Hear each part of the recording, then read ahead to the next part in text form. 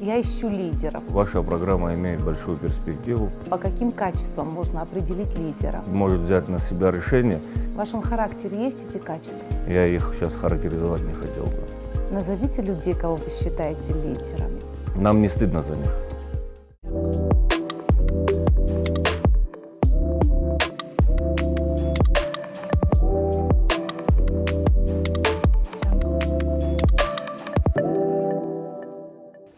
Дмитрий, здравствуйте. Здравствуйте, Анна, спасибо за приглашение. Вы выросли в Сухуми, окончили Сухумскую школу номер 4. Если мы заглянем в ваш аттестат, что мы там увидим? На хорошо и отлично, я думаю, что такие результаты там. Затем вы поступили в Адыгейский государственный университет на юридический факультет, что было не безоблачным в вашем студенчестве. На юридическом факультете Адыгейского государственного университета я познакомился со многими ребятами, сыновья которых воевали в Отечественной войне народа Абхазии. Так как юридический факультет он был с историческим уклоном, мы очень много истории изучали вместе. И до сих пор мы дружим с этими ребятами. И они к нам приезжают, мы к ним ездим. Я думаю, что это было самое такое трогательное в период нашей учебы.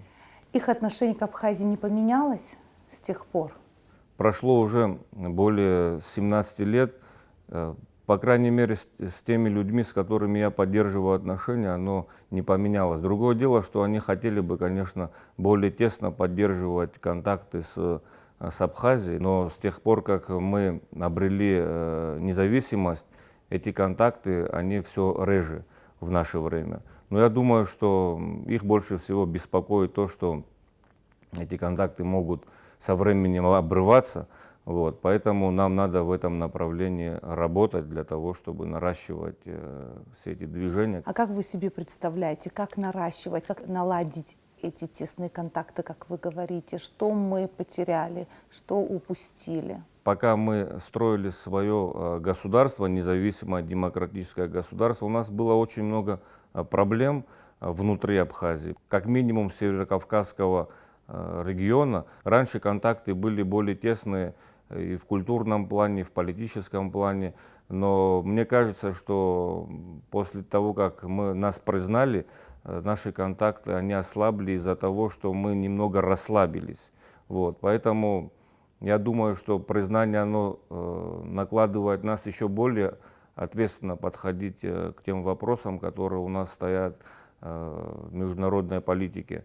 И поэтому мы должны своим примером показывать другим народам, в первую очередь кавказским народам, что смогла достичь Абхазия, выйдя из войны победителем, в первую очередь на международной арене. Такое авторитетное государство, как Российская Федерация, признает Абхазию и Южную Осетию независимыми странами. Поэтому мы максимум должны из этого извлекать, я так думаю. Продолжая вашу тему признания России Абхазию, в 2008 году в Ростовском государственном университете вы защитили кандидатскую диссертацию на тему «Права и свобода человека». В нашей стране права и свобода человека закреплены во 2 главе Конституции. Насколько выполняется данный закон в нашей стране? Защищены ли права граждан Абхазии? В 1994 году была принята Конституция Республики Абхазия. Это основной закон, во 2 главе которого фиксируются основные права и свободы человека и гражданина в Республике Абхазия. Дело в том, что мне эта тема была близка, потому что я после окончания университета поступил в аспирантуру на кафедре государственного права при Ростовском госуниверситете. Там я разработал доктрину о концепции прав человека и народа в Республике Абхазия, где говорилось о том, что права человека — это и есть основополагающие, фундаментальные подход в развитии любого государства, тем более молодого государства, как Республика Абхазия. В первой статье Международного пакта о правах человека 1966 года говорится о праве народа на самоопределение.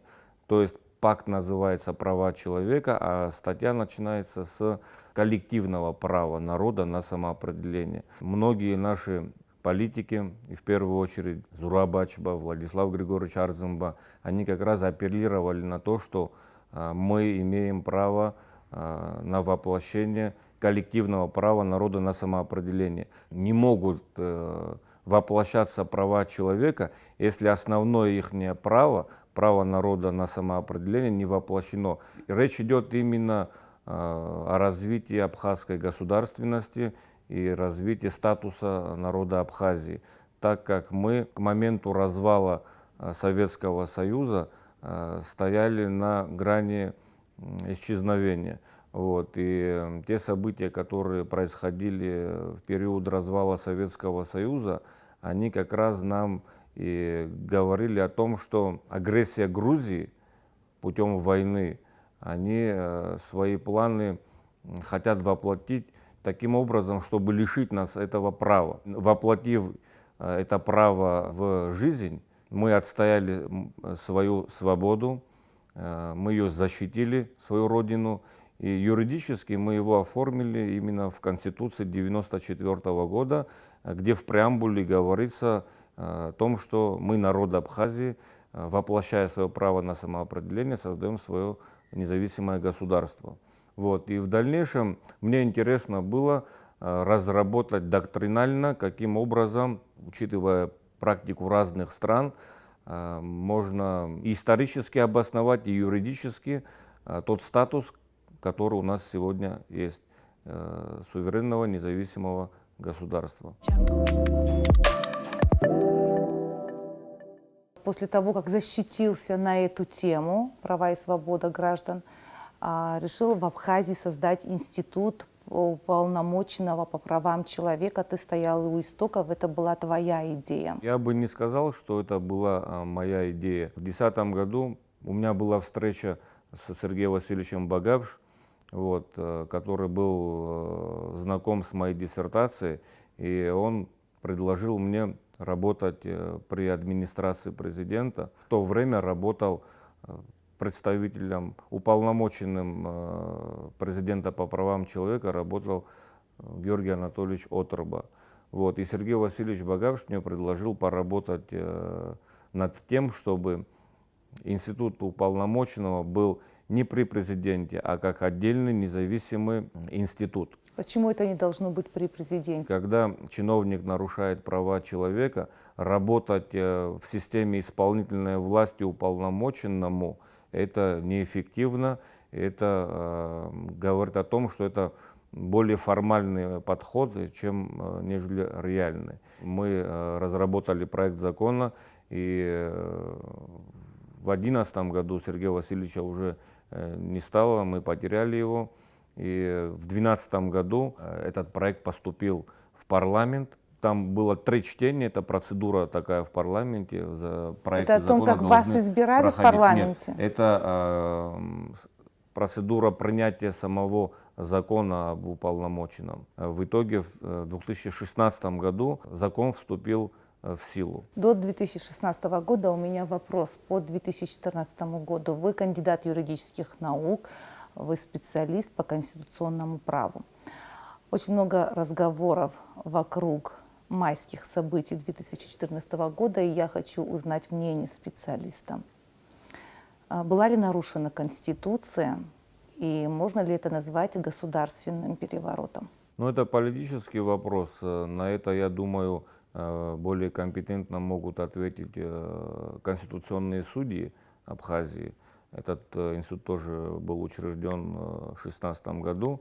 Вот. А мое личное мнение, как государствоведа, конституционалиста, я могу свое заключение дать по поводу того, каким образом была принята отставка бывшего президента. Вот. Если говорить непосредственно за 2014 год. Процедура для того, чтобы отстранить президента от должности в парламенте, эта прерогатива, она записана в их компетенции, но для того, чтобы они этим правом воспользовались, нужно заключение Верховного суда о том, что возбуждено уголовное дело. И на основании этого заключения парламент может голосовать за отстранение президента от должности или нет. Вот. В 2014 году такого заключения Верховного суда не было. Была нарушена Конституция. Да, была нарушена процедура отрешения президента от должности, так как не было заключения Верховного суда. Вот. Без этой процедуры голосование парламента было с нарушениями. Из одного вопроса вытекает в другой. Политическая сила, которая участвовала в майских событиях 2014 года, обвиняет другую политическую силу, которая активно участвовала в январских событиях 2020 года, что это одно и то же, что события бумерангом повторились. Что говорят эксперты? Чем отличаются события 27 мая 2014 года от событий в январе 2020 года? Для того, чтобы характеризовать майские события и январские события, то есть 2014 года и 2020 года, здесь нужно понимать, что любое действие, которое приводит к смене власти, оно должно закрепляться юридически обоснованно. В январе 2020 года было судебное решение, в котором говорилось о том, что на тот момент действующий президент, он незаконно избрался. Это отменяло все те действия, которые были приняты после инаугурации. Вот, потому что если Верховный суд принимает решение о том, что выборы были недействительны, и назначает повторный выбор, это говорит о том, что президент незаконно избран. Это по Конституции, это по конституционному закону. Так. Что хотел бы я подчеркнуть? И события 2014 года и 2020 года – это крайние действия народа, которые путем народных сходов таким образом принимают решения. Для того, чтобы впредь такие акции протеста не допускать, мы должны пульс народа чувствовать. Люди, которые называют себя политиками, наши чиновники, которые отвечают за реализацию прав человека и народа в Абхазии, они должны всегда знать, что народ может отстаивать свои права вплоть до отрешения их от должности. Я услышала ваше мнение, а также заключение.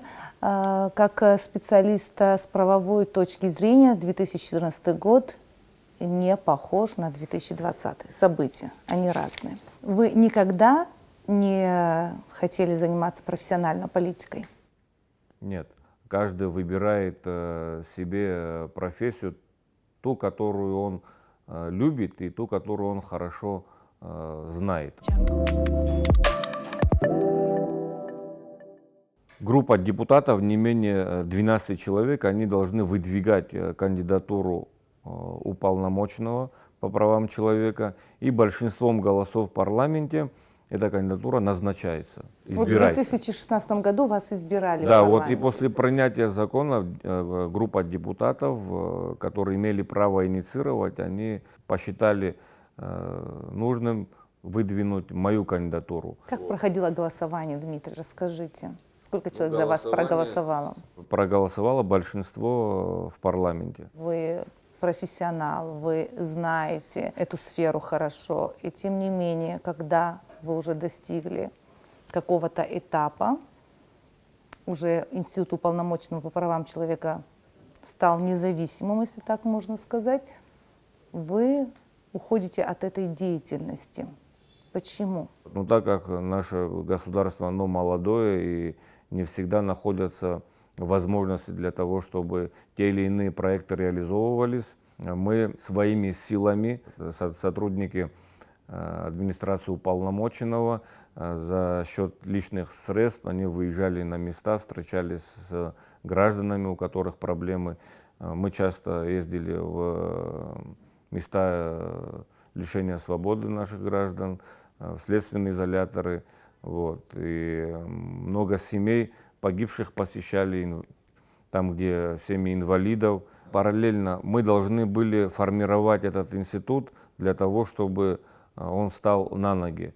Вот, потому что на тот момент, как я еще раз подчеркнул, государство не способствовало, мало способствовало тому, чтобы этот институт фактически заработал. Путем поддержки депутатского корпуса мы в течение года все-таки сделали так, чтобы 10 штатов рабочих мы смогли вписать это в законодательство Абхазии, аппарат, который будет в дальнейшем работать, чтобы они могли располагать своим офисом и сотрудники, чтобы имели свои рабочие места. Что касается непосредственно защиты прав людей, наших граждан и лиц, которые без гражданства находятся, это вопросы, в большинстве своих случаев это были вопросы жилищного характера, экономического характера, это обездоленность наших граждан, которые не имеют элементарных условий для проживания, для медицинского обеспечения, потому что у нас,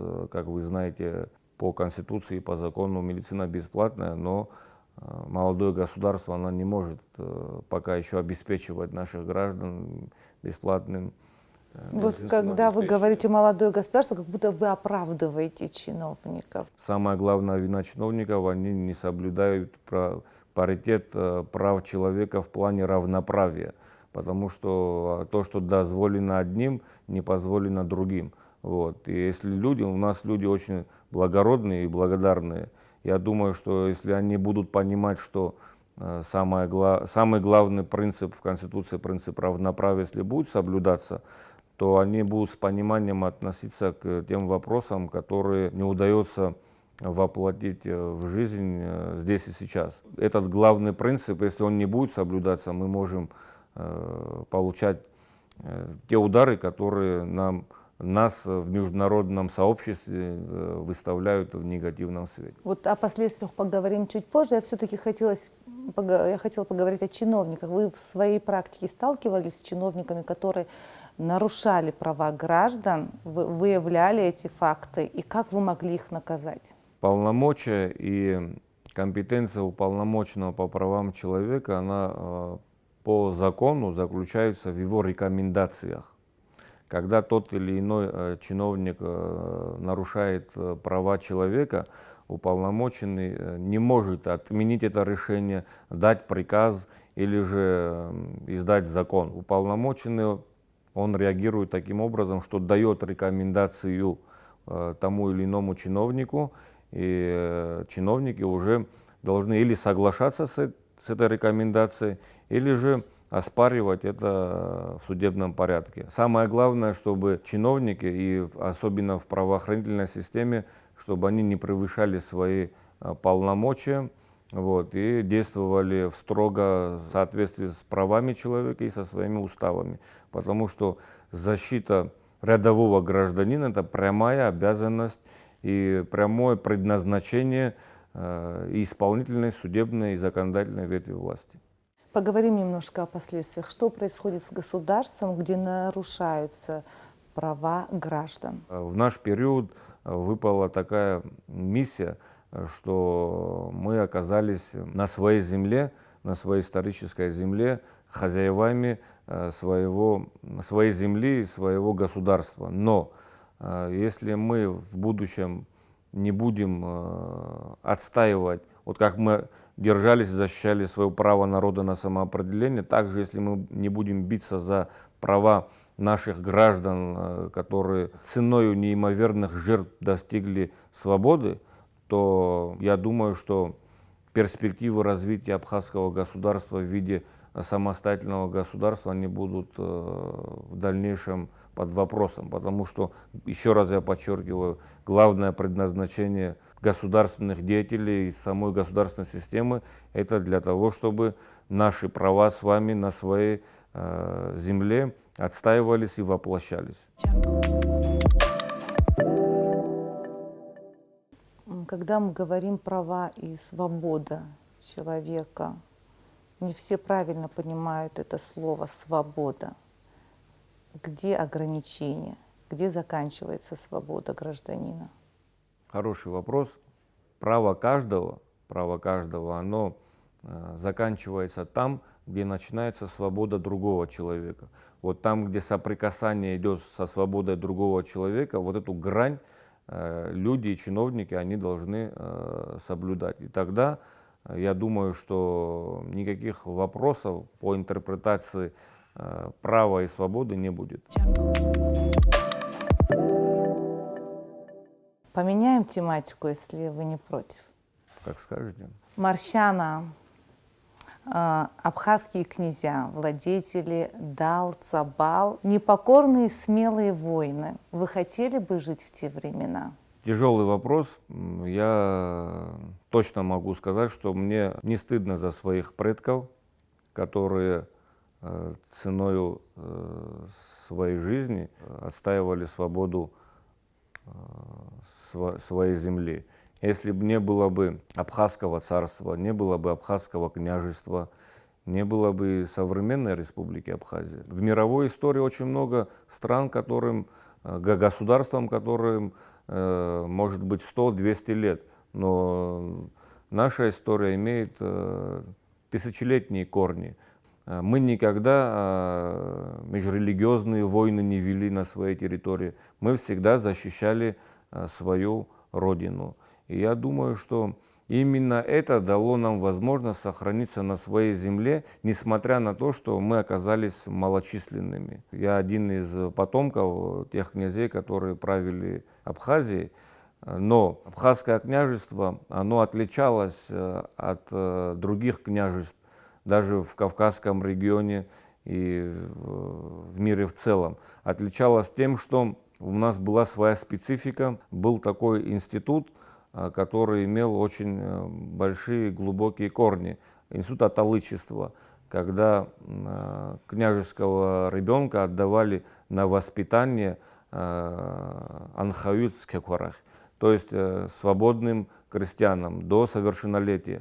Это говорило о том, что князья доверяют своим чистым крестьянам, своих детей. Вот. И когда ты растешь вместе со своим народом, не в школе для привилегированного сословия, а в доме со своим народом, со своими крестьянами, учишься, питаешься. Вот. И институт аталычества это как раз таки является молочным родством. Поэтому ненависти не должно было быть. Где ты воспитался, ты не можешь испытывать какую-то ненависть или же отчуждение. Вот таким образом были переплетены княжеские узы с крестьянскими. В XIX веке, после упразднения Абхазского княжества в 1864 году, Абхазское княжество не путем революции было упразднено в 17 или 18 году. Оно было упразднено после завершения Кавказской войны в 1864 году. Я на что хотел бы сакцентировать внимание. В 1966 году, вы по истории знаете, это и в учебниках прописано, было странное восстание, Лыхнинское восстание 1866 года. Почему оно называлось странным? Потому что те чиновники, которые были присланы с Российской империи, они... Это история с Коняром? Да, при народном сходе объявили, что абхазский народ освобождается от крепостного права. Абхазские князья, они отреагировали очень так жестко, да. Вот, в чем получили поддержку своего народа. Вот, и это, конечно, потом имело свои последствия. Вот, многих наших предков сослали в Сибирь, вот, а многих в Османскую империю. Я к чему говорю? Мы живем по соседству со многими странами, вот, и так же, как и мы должны специфику тех народов, с которыми мы соседствуем, знать, так и наши соседи должны с пониманием относиться к тому менталитету, к которому мы принадлежим. И тогда я думаю, что с пониманием этих вопросов у нас и в других государственных делах будет успех и дружелюбие. Очень интересная тема. Наверное, это все-таки для другой беседы. Я хотела спросить у вас, ваша фамилия как-то повлияла на ваш характер, но уже вижу, что повлияла. Мир меняется. Все понемногу понимают, что все очень зыбко и хрупко, и, возможно, даже придется выживать. Не знаем, какое будущее нас ждет. Но, Дмитрий, вы потомок абхазских князей. Если придется выживать, что вы умеете делать? Насколько у вас руки рабочие? Каждый человек должен заниматься тем, что у него хорошо получается, и то, что он любит, и по возможности воплощать тот труд, который тебе близок. Вот, конечно, наши предки, они в первую очередь были горцами, вот, они имели большое хозяйство, скотоводством занимались, земледелием занимались. Дмитрий, В основном я хотела это старшее Вы поколение. умеете возделывать землю? Самое непосредственное, что я могу делать, это заниматься виноградоводством. И делал Это в каком свое селе? собственное вино. Виноград мы использовали с Цибильды, с родового села, и Абжуйской Абхазии. Дмитрий, я не просто так пригласила вас на наш проект «Лидер». Вы защищаете права других, а это борьба. Вы были инициатором, сумели создать институт уполномоченного по правам человека, а значит, проложили путь. Я надеюсь, что путь лидера у вас еще впереди. Спасибо вам за беседу. Спасибо вам за приглашение. Надо быть просто обычным человеком и относиться к людям так, как хотелось бы, чтобы относились к тебе. И тогда, думаю, у нас будет все в порядке. Не следуйте за толпой, пусть толпа следует за вами. Эти слова принадлежат Маргарет Тэтчер. Очень важно, кто впереди и куда он ведет людей. Это была программа «Лидер», а я ее ведущая Анна Гуния. До свидания.